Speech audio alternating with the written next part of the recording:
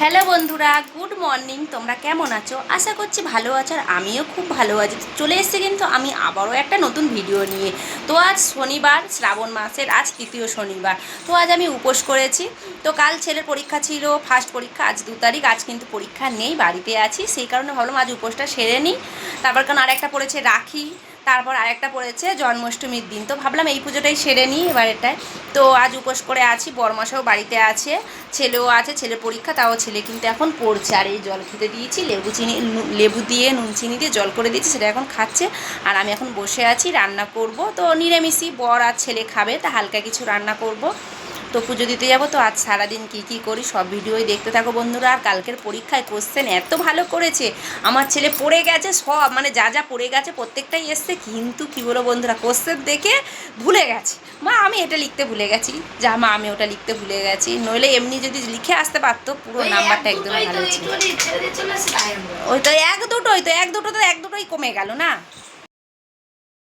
তো রান্না কমপ্লিট করে বরমশাই আর ছেলেকে খাইয়ে নিয়ে বাসন কোসন মেজে নিয়েছি, নিয়ে গা হাত পা ধুয়ে এখন কিন্তু আমি পুজো দিতে যাব। তো 5টা দিয়ে পুজো শুরু, 5টা বলছি 4টে থেকে পুজো শুরু।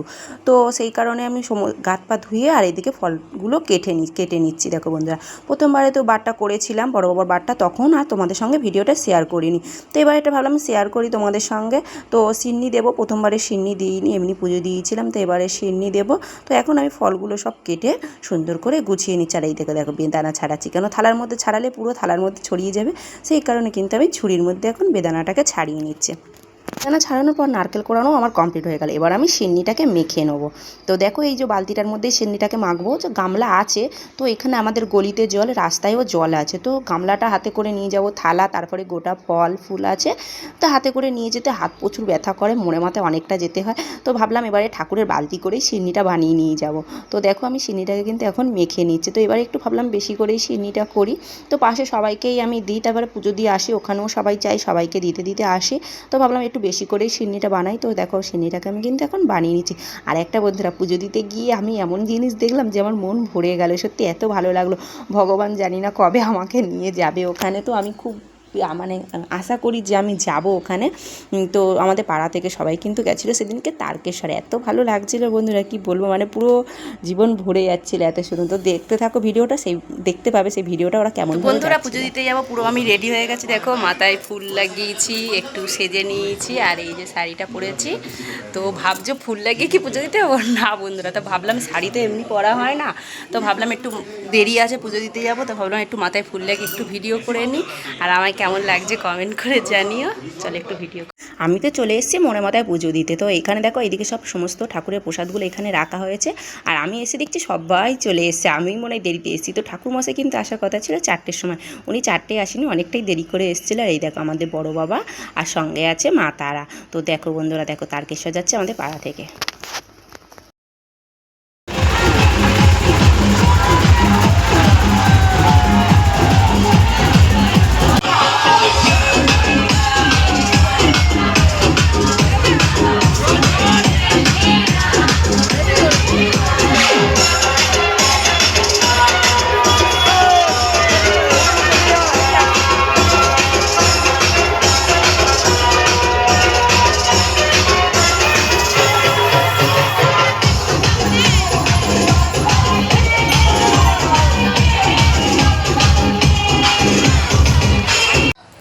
তো বন্ধুরা 4টে থেকে পুজো হওয়ার কথা ছিল, 4:30টায় পুজো আরম্ভ হয়েছে, আর এখন বাজে 6টা। তো পুজো কমপ্লিট হয়ে গেছে, বাড়ি এসে সবাইকে প্রসাদ দিয়ে আর এই মাথায় জল দিয়ে স্নান করলাম।